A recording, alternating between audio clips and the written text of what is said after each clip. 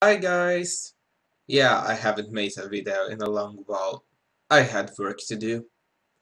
And yes, while the rest of the world is going crazy about 50 Shades of Grey, I really don't get what's the big hype around that. I mean, you only have to take the car and drive onto a road, and you can see 50 Shades of Grey everywhere. Why would you go to a cinema for that? But anyway, I have to read a really bad fanfiction that became quite known about a year and a half ago, I think. Or maybe is it older? I don't know. It's of course Dipper Goes to Taco Bell. I hate junk food, by the way, and there's not even a Taco Bell in my country. So yeah, we only have McDonald's and Burger King, and I hate junk food, so I don't go there. So anyway, it's quite a long fanfiction, at least judging from here, and it's on Pastebin, so that's definitely promising. And yeah, I'll read much. I mean, how much I will read. I'll see. It was a normal day in Gravity Falls, Oregon. Well, as normal as Gravity Falls gets, anyway. Dipper Pines was reading his book, and Mabel, his twin sister, was wondering what he was doing. Dipper, are you gonna keep your nose buried in that strange book of yours all summer? You gotta go out, have an adventure, Mabel exclaimed. Okay. Not now, Dipper said quietly. I'm trying to decode this. He was looking at a cryptogram that said XL whatever. Dipper was officially stumped. He could not figure out what it meant, and it seemed very mysterious to him. Grunkle Stan is gonna take us to the dinner for lunch, Dipper, Mabel exclaims. Dipper, however, was not in the mood for the dinner. He was publicly humiliated the last time he went, and he thought the food wasn't very good anyway. Mabel, I don't want to go to the dinner, Dipper says solemnly. I want to go somewhere else. But there is really nothing else in town. Unless, probably unless, you count the Taco Bell near the forest, Mabel replied. Taco Bell? Dipper's ears perked up. He had never eaten at Taco Bell before, and ever since last week he had a craving for Mexican food for some reason. Why don't we go to Taco Bell today? Dipper asked. Taco Bell? Grunkle Stan questioned. Why do you wanna go there? It smells like the bathroom when probably it gets clogged. Yeah, most fast food restaurants smell like that. I had my heart set on pancakes, Mabel moaned. Listen, you can go to Taco Bell if you want, but don't come crying to me when you smell like expired onions. Fine, I will, Dipper said harshly. Don't let the door hit you on the way out, Grunkle Stan said. But as he was exiting the mystery shack, the door hit him on the way out. Ah ha ha ha ha, said Grunkle Stan. He was laughing. So anyways, Mabel and Grunkle Stan went to the dinner while Dipper tried to find the Taco Bell. He had brought with him his book and a couple bucks. But finding the Taco Bell was harder than he had previously thought. He had been looking around town for what seemed like days. The mystery book wasn't helping him either. Until he saw a flicker of a sign in the forest. He went into the forest. Why would there be a Taco Bell in the forest? Dipper dipped, dipped, asked himself. After hiking for about an hour, Dipper finally got to the Taco Bell, but it sure didn't look like any Taco Bell he'd ever seen. So basically the Taco Bell is an hour by foot away into the forest.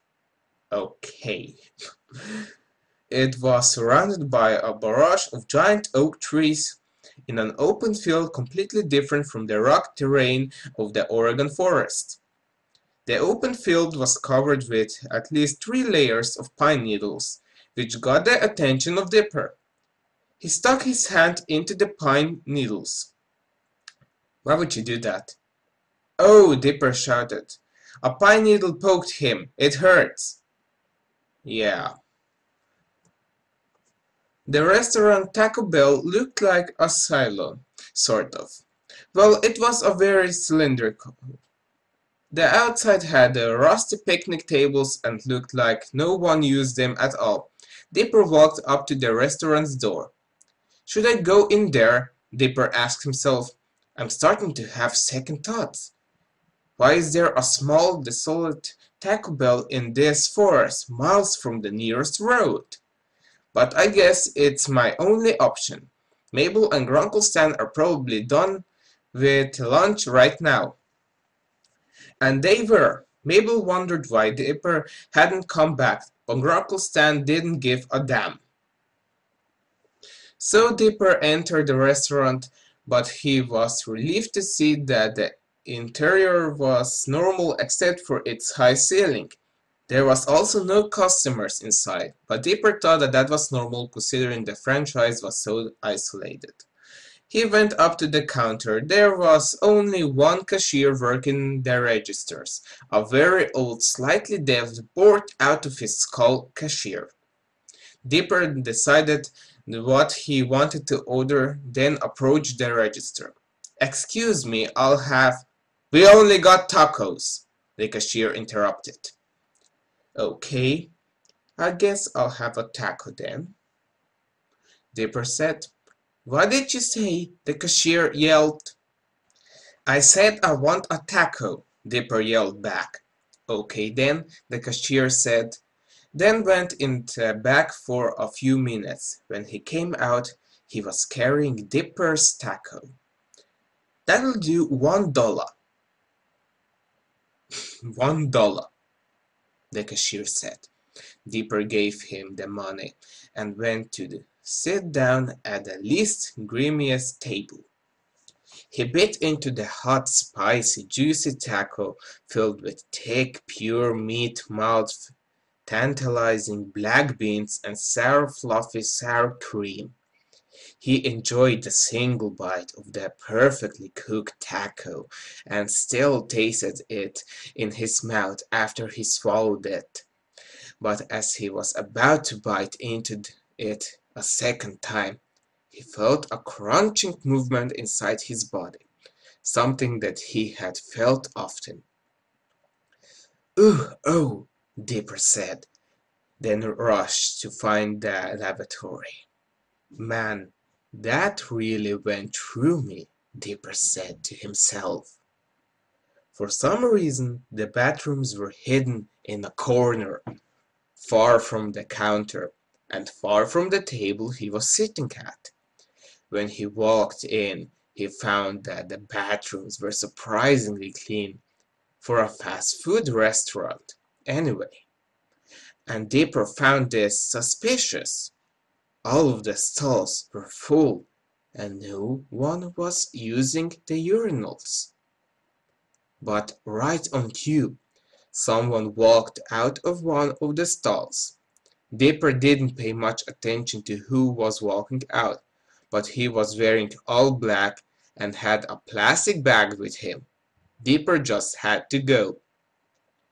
Unfortunately, he didn't make it in time. He checked his pants and found the worst of all. Diarrhea, Dipper said. Yuck! He was about to leave the stall when he noticed a bulge in his pants.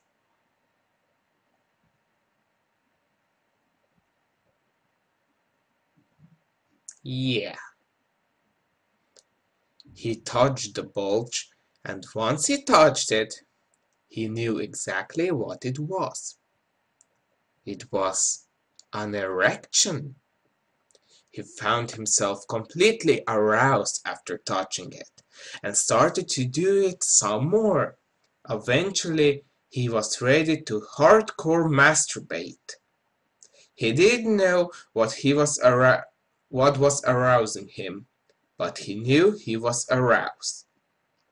He took off his blue shorts and his soiled underwear, revealing his medium-sized but not small penis.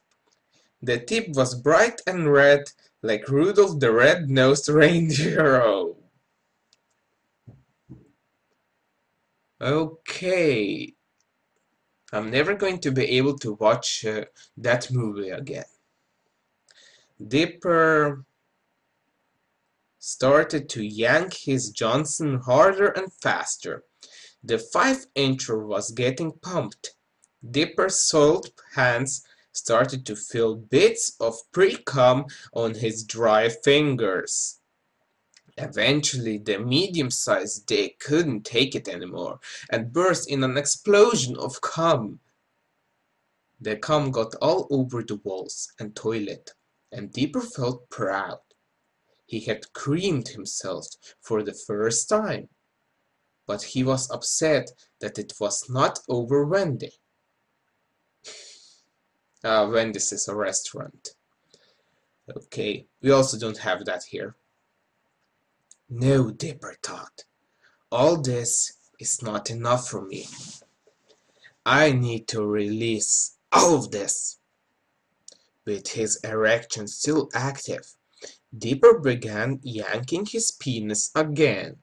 It was much quicker, and Dipper cummed quicker.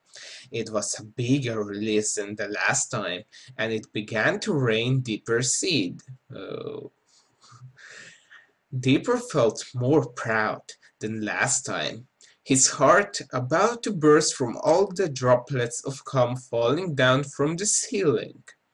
He felt as happy as he felt on the day of the first snowfall of the year.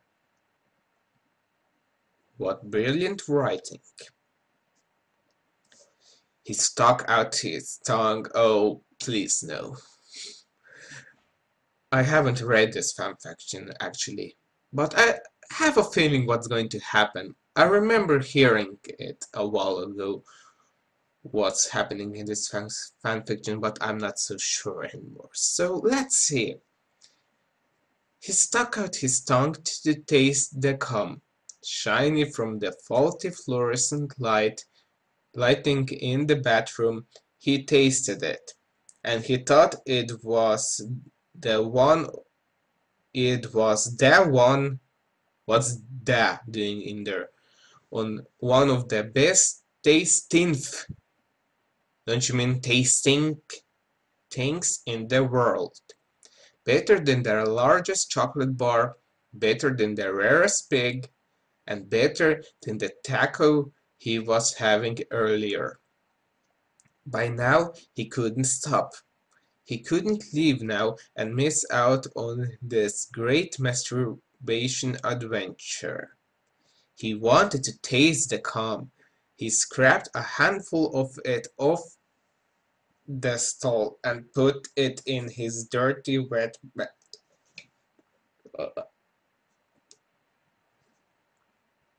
Okay. I don't want to vomit. The only things that making me vomit would be probably if people eat really disgusting things like their cum, their feces, or their own vomit again. And how much I know that's actually going to happen in this fanfiction, so let's hope that I can make it through. He grabbed another and another and another. He was getting more aroused by consuming the cum, and he released another load. So that's where it's all coming from, Dipper said to himself. Cum all over his face and teeth. Dipper came up with a solution to get a more hardcore adult masturbation experience. He was going to put it into action. He tilted his own he tilted his own head down, sat down on the cum-covered ground, grabbed his Hardin Johnson and stuck it in his mouth.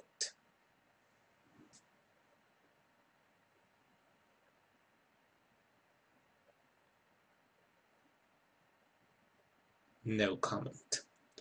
Once it was firmly in, Dipper began to suck on the very hard rod. He sucked it like the lollipop uh, he got probably at the county fair a while back. It tastes a lot like it too. The legs were so expertly over his shoulder that he could have been a gymnast. The more he sucked on his hard cock, the more his aroused legs shook. Eventually, just when he was going to give out, he came in his mouth.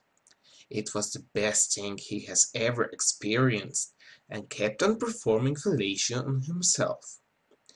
And he was stimulating himself orally. He accidentally fell over his side. He broke from his penis and cummed on the floor. The floor was covered in so much of Dipper's cum that he started to make a snow angel in the cum, or a cum angel.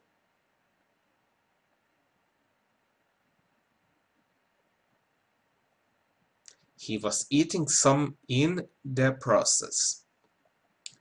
But then he looked to his side, and immediately became so hard that the red tip was touching his short pubic hair. He saw what was causing it. He saw his underwear, covered in dark brown feces. Oh yes, because if you see someone crapping their own pants, that totally turns everybody on. Yeah. He held up his underwear, which was covered in the cum-filled floor, and marveled at its erotic beauty.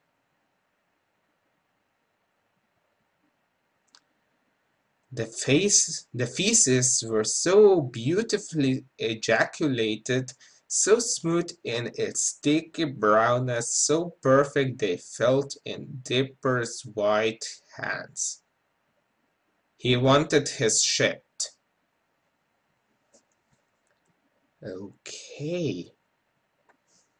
He held the brown underwear like a fish on a lure, and put his sticky white lips into the sticky brown feces.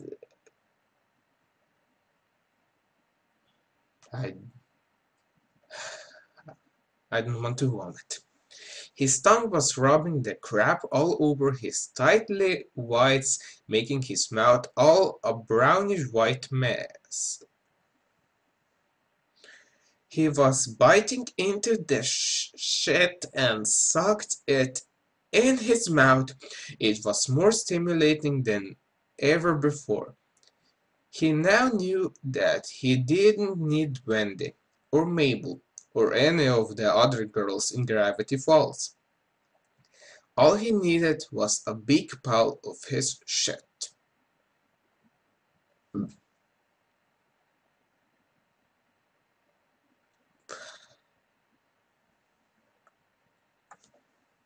He took a scoop of the feces, he had a lot of diarrhea, and began to spread it over his dick. Every time he spread the crap, he was getting more and more aroused. Once his dick was completely brown, he came again. It filled up all the spots in the stall that weren't covered in Dipper's cum. Once again, Dipper took big scoops of cum and consumed it in large gulps. Now Dipper had to put the brown sticky fists all over his penis again, and boy did he do a good job. The brown stuff was all over his external genitals and his testicles. He had combed a few times here and there. Now his beautifully brown genitals needed to be cleaned, but Dipper didn't have any cleaning supplies, so he had to suck the shit.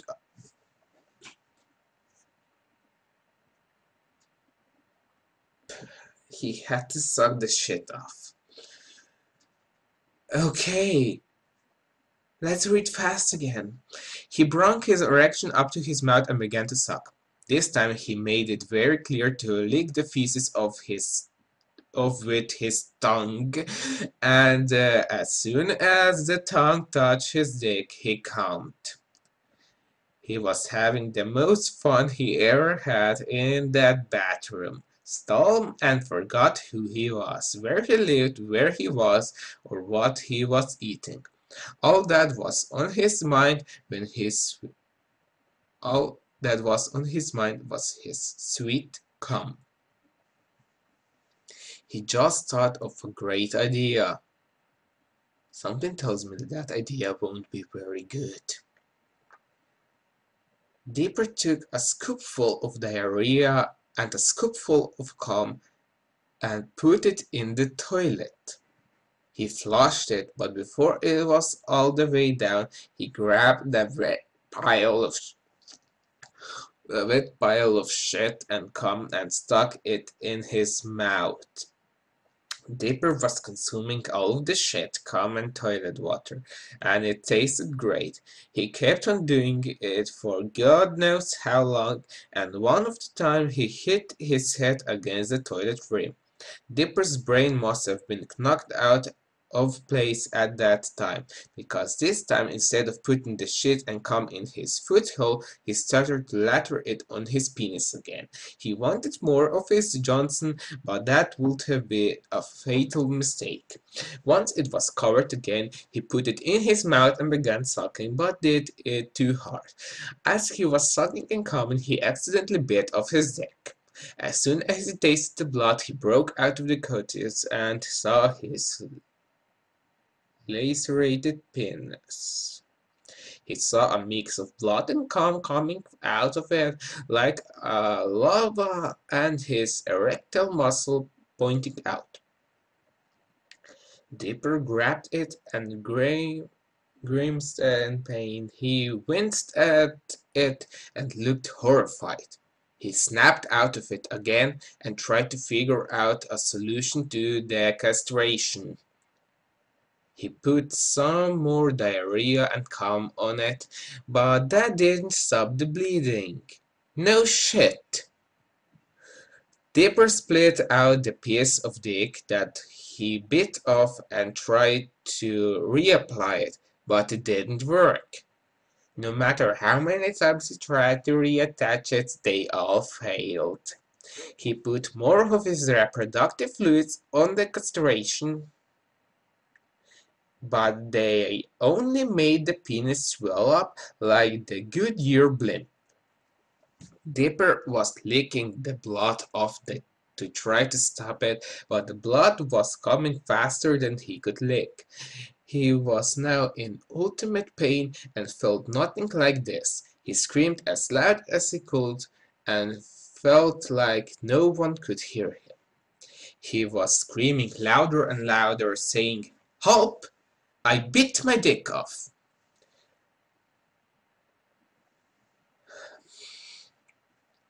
He was going insane. He started to bang against the stall, screaming help as loud as he could yell. After a full 5 minutes with a large mix of blood, cum, and feces on the floor, he was banging his head against the stall. The banging was louder than the loudest thunderstorm, and yet no one came for help. Dipper was alone in the bathroom, alone in the stall, alone with his beloved dick, now to near death, and unfortunately he was near death. After one final blow to the head, the now screaming Dipper was now as silent as a Christmas Eve. He fell to the floor probably fell to the floor. Eyes turned skyward and fell in a mix of his own blood, cum, and feces. At the mystery shack, Mabel was feeling very worried about Dipper, so she went off and tried to find him. She went off into the forest first. She knew where it was, and, surprisingly, got there in less time than Dipper. As she entered the newly cleaned doors, she immediately noticed the one bitten taco on one of the tables and immediately knew it was Dipper's. So they don't clean the food of the customers if they leave it there? Oh, I'm sure that's what I read so far wasn't even the verse of the fanfic.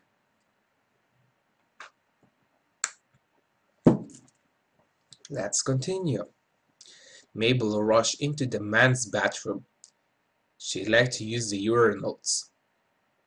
Okay, and rushed into a random stalls. It was her brother's. Mabel looked at how messy the stall was, and how it was used to do the deed. Her pink sneakers were sticky from stepping into the reddish-brown mess of fluids. She walked around the mess stall for a bit, but then saw the most horrid sight she could imagine. Dipper's corpse. Mabel was welled up in tears at the sight of it and began to cry. As she was crying, she sat down in a pile of the blood, feces, and cum and looked at Dipper's lifeless face. It was beautiful, and his smooth facial features complemented his circle of cum around his lips. "Oh, Dipper," Mabel said through her tears, "let me clean the white stuff off your lips." Mabel brought Dipper's head up to hers and she kissed him. After pulling out his kiss, Mabel enjoyed it, and so she kissed him again. She didn't want to let go of Dipper, not now, when he had just died. He was her brother, after all. She held Dipper's naked corpse in her arms, and felt a tingling feeling in herself, a secretly dirty side. No one would care if we just did it, right? He is dead, and now one would know in this restaurant show. No one, probably, Mabel thought. So yeah, incest and necrophilia. Lovely. She immediately came up with an answer. She pulled Dipper's head up to her head and kissed him again, only it was a French kiss. Once Mabel was done, she put the body on the floor, then Mabel got down on the fluid-covered floor too. Mabel started to go on a kissy-crazy frenzy with Dipper that made it look like Dipper was alive. Tongue went into Dipper's deceased mouth. Tongue. Whose tongue? Scraping the feces and cum off the roof of Dipper's mouth. Mabel was shaking even more now that her tongue was touching Dipper's. She unzipped her jeans, slowly slid them off, and then threw them at the wall. They stuck there from the cum. Mabel revealed her nice, clean, exposed virgin vagina. She took Dipper's corpse, not noticing the eternally bleeding penis, and brought it closer to the cervix.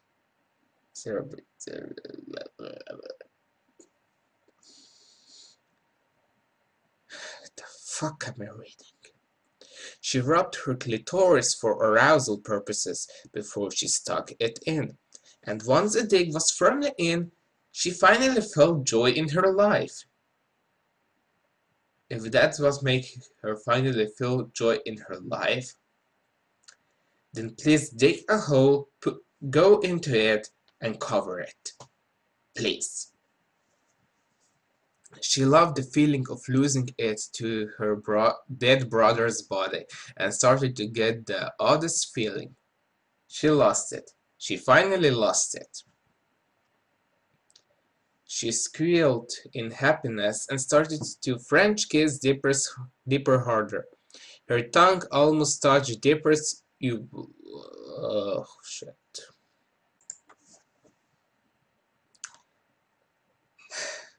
I needed a short break. But anyway, where was I? Oh, her tongue almost touched Dipper's uvula.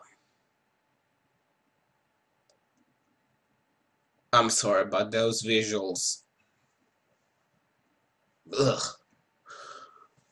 She kept holding on to his lacerated dick in her vagina and sloshing her tongue all around Dipper's mouth. Okay, those visuals are even worse. She kept pulling in and out with Dipper's stick.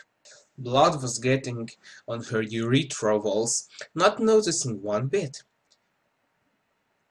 She did not want to leave the body, not now. She would kill herself if it could mean that they'd be in coitus forever. Coitus. If only Dipper could kiss her back. After what seemed like hours, it wouldn't fit in. Mabel's finally looked down at the now pretty messed up penis. Mabel couldn't look away at it. It was now swollen to the size of her head. A whole mix of rainbow colors and still spewing lifeless cum. Okay, that clearly wouldn't have happened in reality. I mean, if he's dead, there's not going to be blood cum coming out.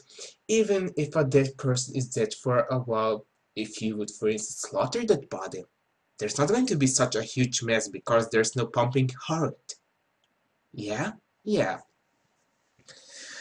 Mabel vomited on it, which only made it worse. It grew bigger and bigger. "Oh, Dipper," she said softly. Then Mabel started to scream. She was horrified at the sight of it and started to barf again. Finally. Who wouldn't barf at the sight of something like this? Ew. She tried to put a giant mix of blood, cum, vomit, and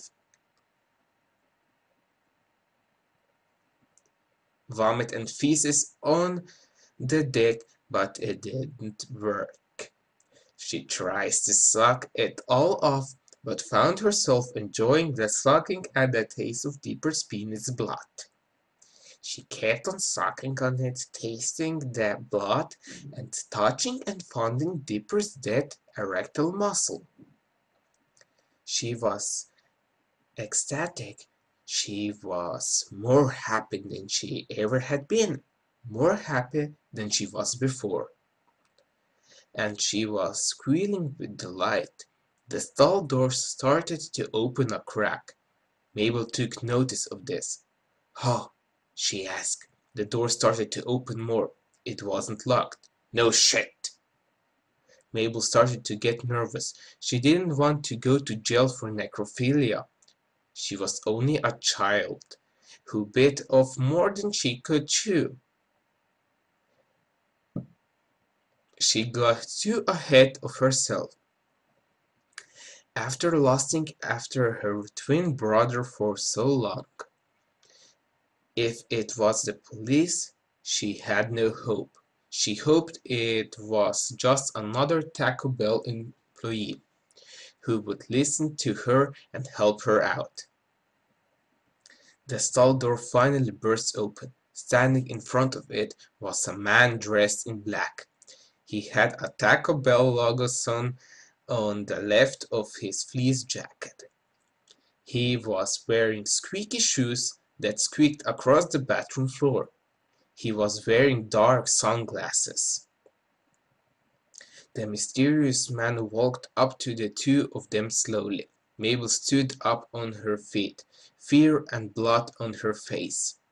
The man stared at Mabel for a long time until he finally said, "Are you supposed to be in this bathroom, young lady?" I know about this guy, but if I saw something like this, I would get out and call the freaking police. Mabel was shaking in horror. Now, she turned to face Dipper's naked, violated dead body and turned to face the man again. Miss, Mister, I didn't intend to this to my brother, Mabel said, shaking with tears in her eyes. The man brought himself closer to Mabel's face. Sir, you're in my personal space. Mabel tried to manage. The man was inspecting a red spot on Mabel's cheek. After several seconds, the man touched the spot, trailing his finger on it, and put the finger in his mouth. Oh, blood, the man whispered to himself. No shit. Have you already noticed the corpse that's under you? What did you say, sir? Mabel asked him, not understanding what he was saying. Little girl, do you know what that is on your cheek? The man asked. Mabel repeated what the mysterious man did to her cheek, and said back to him, It's blood. And with the blood being on your cheek, have you developed, shall we say, a desired taste for it? The man asked back. Mabel did not notice the retraceable chisel in his right hand. Yes. I didn't mean to. I just. Shh. The man quieted her. If you like the addicting taste of it, why didn't you say so? And without warning, the man cut her across the chest with her chisel.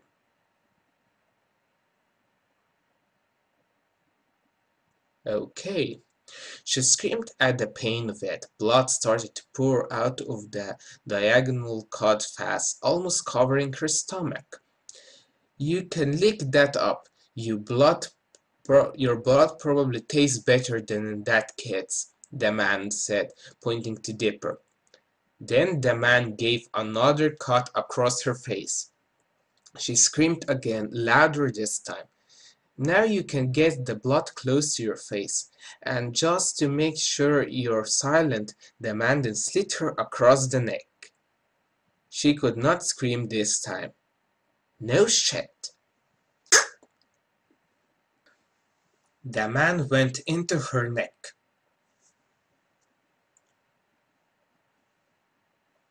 Very unlikely. Probably he went to her neck, don't you think?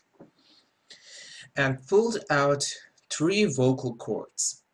The man stretched the cords out and he jumped rope with them while slashing Mabel across the face several times. Okay, this is just too ridiculous to creep me out. When her face was cut so many times that her nose fell off, the man decided it was time for the scalping. He took out a bigger knife and slammed it right above Mabel's eyebrows. The man gripped the knife's handle, still in her face, and began to make a deep cut. The man put all his strength into it, because he decided to make the hardest part first. He tried to do it right on the skin, but sadly did not do the job he liked. Mabel's head was now topless, the top of her skull exposed and violently cut, so that you could see her brain inside the skull. Probably do. Yep. Okay. The pieces of her muscle and flesh were still attached to Mabel's hairy skull, so the man cut them off. The skull was now thin as skin, and still full of Mabel's hair. He hung the scalp up on her fur on the door. Huh? It would be his prize, something he kept for himself. Now the man prepared for the rest of the body. What he wanted to do next was to make it rain. Not water, as you may think. He wanted it to rain something else. He got down to Mabel's blood-covered slashed chest, grabbed her not fully developed breast, and began to cut off Mabel's nipples.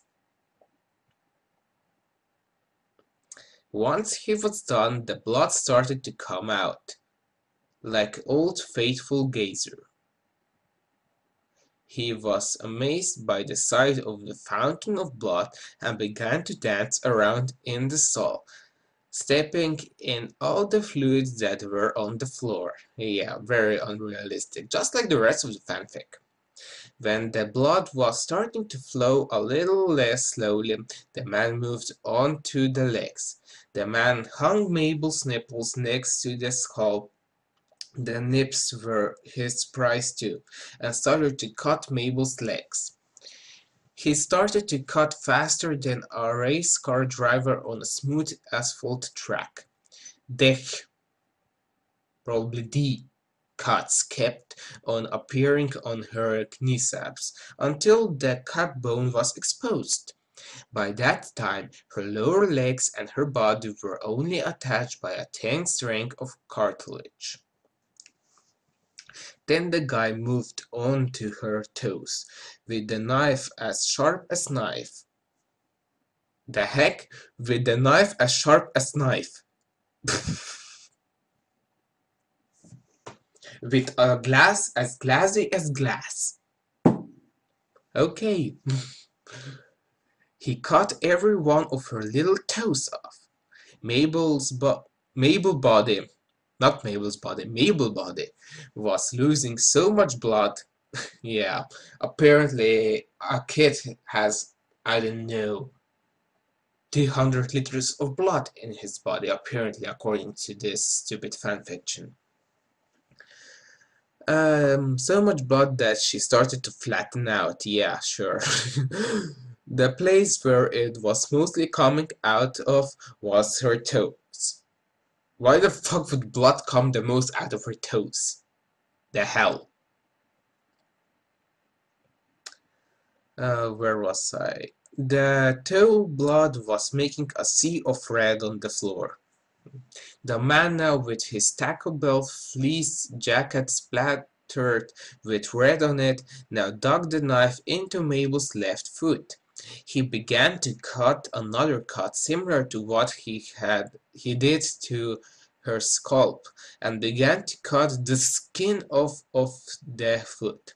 The cut was much better than what he did to the scalp. He did the same to the other foot, and then hung the skin up next to the skull. Mabel's feet were now just a big mess of flesh, muscle, blood, and nerves. Mabel, who was still alive,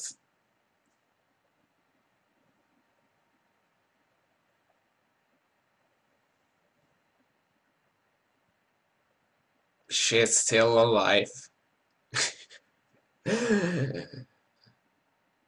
Yeah, so apparently getting slashed across your front and then cut open, getting your neck cut and removing parts of it and getting your skin off. Yeah, I think she would be pretty much dead now from the amount of blood loss, but okay. Mabel's face was now completely exposed to all of the cuts she was getting, her mouth hanging open like a gaping person. The blood was already covering her chest, and since the man actually had a soul, he didn't want to subject the little girl to the misery she was about to endure. Okay. So he took the long knife and stabbed her in the middle of her chest, where her heart was. Blood poured out of it more than her cut-off nipples did. But apparently less than her toes, since those aren't mentioned. Once most of the blood was done spewing, the man got down near Mabel's bloody vagina. He very carefully took his knife, got down near the cervix, and stuck the knife's blade up the hole. While in Mabel's cock cave, the man was rotating the knife, cutting up the walls of Mabel's egg chamber. The tip of it got finally inside of it, and very carefully snipped away one of Mabel's fallopians. It was a hard job. He had to be very careful. He had done it many times before, but today wasn't his best day. He accidentally slit some of the sides of Mabel's vagina, cutting into the muscles surrounding it. The man was very embarrassed. "Shit, hopefully no one will notice that," he said to himself. He took the knife out of Mabel's hole with ovaries and two fallopians on the blood-covered blade. The man got out a big plastic bag and scraped the knife on it, making the contents on it go into the bag.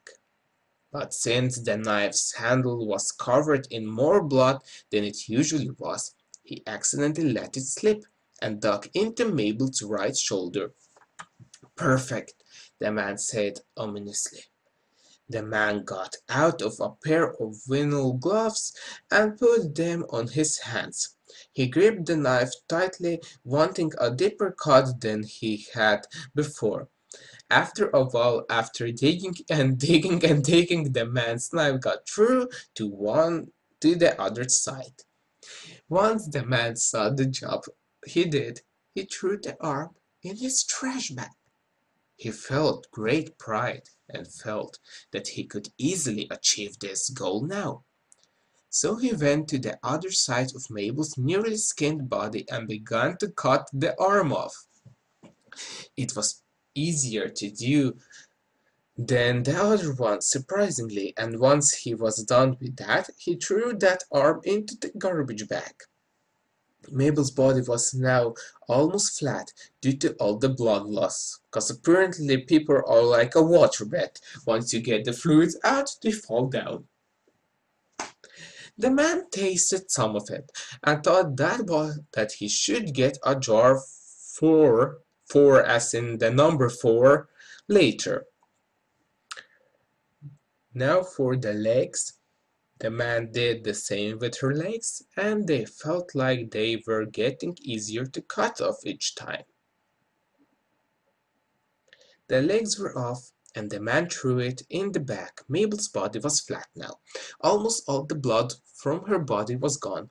Embracing Mabel's dismembered body, he hugged it, licked the remaining blood off, and put the body in the bag. The man now had just noticed Dipper on the floor and figured he must have caused all of this on the walls. Another wall couldn't hurt, the man said to himself and started to cuff Dipper's appendages. He did it. Okay. Now let's see. I'm going to skip a little bit here. Not because I couldn't read, but because it's getting really annoying of reading somebody cut up children's bodies. Okay, once it was done, he needed to clean the floor, so he went outside the stall and got a mop that he had with him the whole time. He mopped the whole mess of things up the floor and into the back until the floors and walls looked respectable, for a fast food bathroom anyway. The man got out some toilet cleaner and cleaned the toilet, because it was way more messier than the stall itself. After a few minutes the toilet cleaning was over, and the stall was as clean as a new car. They forgot the S. It smelled like it too. The man left the bathroom, and the stall waited, ready for its next victim. The man got out of the bathroom and went into the back kitchen of the Taco Bell. He got near a machine. It was the odd-looking machine. It had a crank on the side, a funnel on the top, and something shaped like a taco on the side, near a conveyor belt. Why do I have to do everything myself? The man questioned. He hung up his blood-stained jacket and sunglasses, revealing his Taco Bell employee uniform. It was spotless. The man took the bag and one by one started to put the body parts into the funnel. Once the bag was half empty, he kept on putting more parts in it. Only this time he turned the crank. Once the bag was empty, out popped out the two tacos. They weren't really tacos, really. They were actually human body parts in the shape of tacos. They went down the conveyor belt, and the employee using spray cans began to spray paint to the body parts. Once they got to the Taco Bell tissue paper at the end of the conveyor belt, they looked like genuine tacos. The man grabbed one of the tacos, wrapped it in tissue paper, and went to the front of the counter. He handed it to the old man cashier, then went back into the depths of the kitchen. "There's your taco, sir," the cashier said to the fat customer. "You're welcome," Sauce said, handing the cashier the money. The end.